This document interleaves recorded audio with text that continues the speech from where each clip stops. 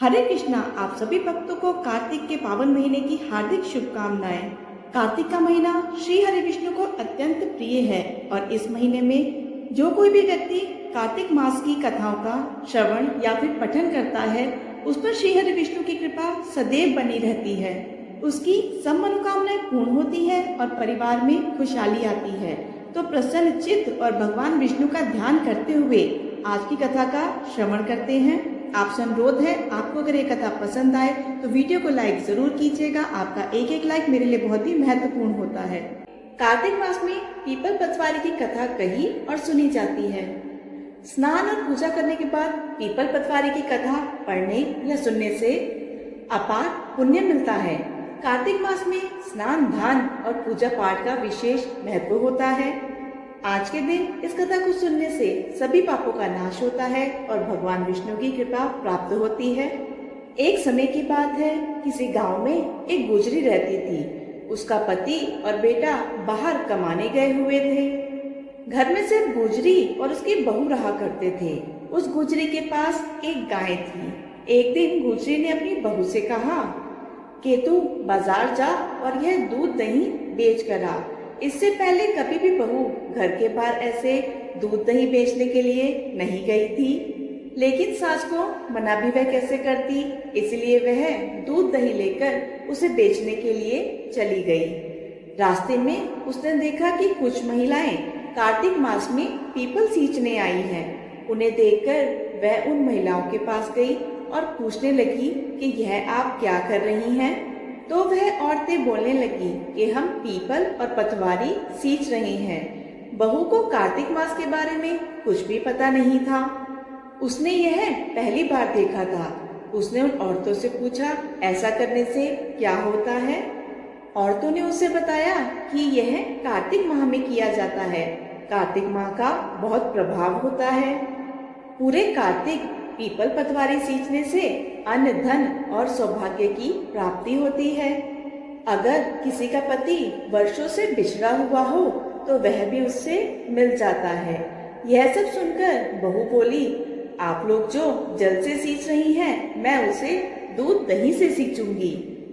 अब तो बहू सच्चे मन से रोज आती और सारा दूध और दही पीपल और पतवारी को चढ़ा जाती।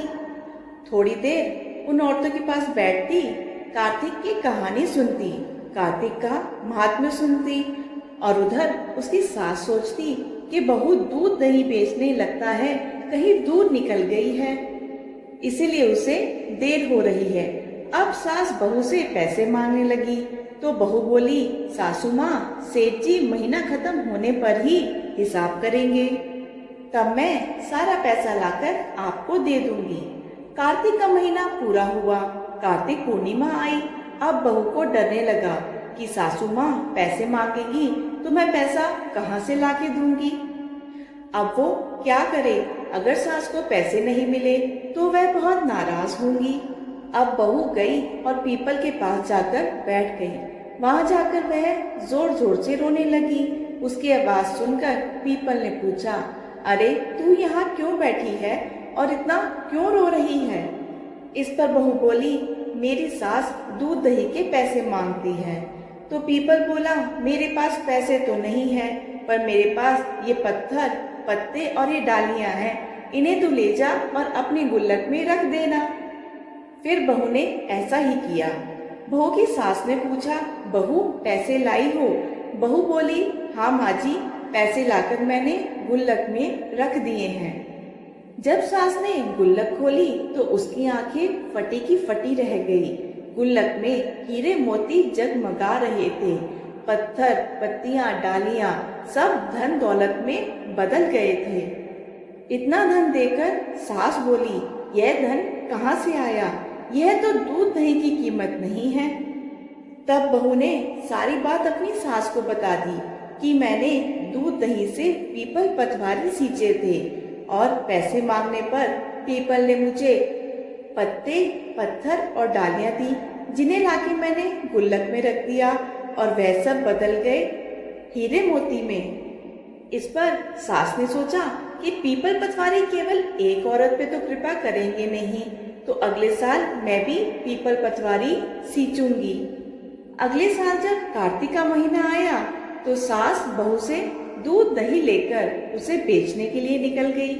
रास्ते में उसने सोचा कि सारा दूध दही पीपल में डालने से क्या होगा, वह तो बर्बाद होगा, तो मैं दूध दही को बेच आती हूँ। ऐसा सोचकर वह दूध दही बेच आई और दूध दही के बर्तन धोकर उसमें जो जल बचा था वह उसने पीपल और पटवारी पर चढ़ा दिए।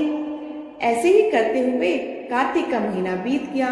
कार्तिक पूर्णिमा आने से एक दिन पहले सास ने बहू से कहा, बहू मुझसे पैसे मांग। बहू बोली, क्या बहू भी कभी सास से पैसे मांगती है? लेकिन सास के बार बार कहने पर बहू ने सास से पैसे मांगे। अगले दिन सास पीपल के पेड़ के पास गई और वहां जाकर जोर जोर से रोने लगी। उसकी रोने की आवाज सुनकर पीपल के देव प्रकट हुए और उससे रोने का कारण पूछने लगे। तब वह बुढ़िया बोली, मेरी बहू मुझसे पैसे मांगती है। तब पीपल ने उसे भी यही कहा, पैसे तो नहीं है मेरे पास, तुम ये पत्थर, सूखी हुई लकड़ियां और पत्ते ले जाओ और अपनी गुल्लक में रख देना। सास ने ऐसा ही किया। थोड़ी देर बाद जब बहू ने गुल्लक खोली तो उसमें कीड़े मकोड़े चल रहे थे। बहू ने सास से पूछा, सासू माता ये सब क्या है? वह सब देखकर सास भी हैरान रह गई और बोलने लगी, पीपल पटवारी ने तो तुझे धन दिया, पर मुझे यह कीड़े मकोड़े क्यों दिए? फिर वहीं कार्तिक के देव प्रकट हुए और बोले, तुम्हारी बहू ने कार्तिक का पूजन सच्चे मन से किया था और तुमने कार्तिक का पूजन लालच में रहकर किया था। सास ने कार्तिक के देव से क्षमा मांगी। सास ने कहा, हे कार्तिक देव, मेरी भूल क्षमा करे। अगले साल मैं और मेरी बहू साथ में मिलकर स्नान दान आदि करेंगे और पीपल पटवारी भी सींचेंगे। हे पीपल के देव और पटवारी माता, जैसे सास बहू को अन्न धन दिए, वैसे ही इस कथा को सुनने वाले, कहने वाले और हुंकारा भरने वाले सभी भक्तों के भंडारे भरना, उन पर कृपा करना। आपसे निवेदन है, अगर आपको यह वीडियो पसंद आई हो तो वीडियो को लाइक जरूर कीजिएगा। आपका एक एक लाइक मेरे लिए बहुत ही महत्वपूर्ण होता है। कमेंट बॉक्स में जय श्री हरि लिखकर चैनल को सब्सक्राइब करना ना भूलिएगा।